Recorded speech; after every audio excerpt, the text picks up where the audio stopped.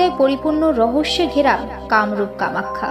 জানা যায় এখানে এমন সাধক রয়েছে যারা তাদের সাধনা আর তন্ত্রবল দ্বারা করতে পারে না এমন কোনো কাজ নেই। জনশ্রুতি আছে এইসব তন্ত্রস্থলে একসময় কেউ গেলে তারা আর ফিরে আসতো না।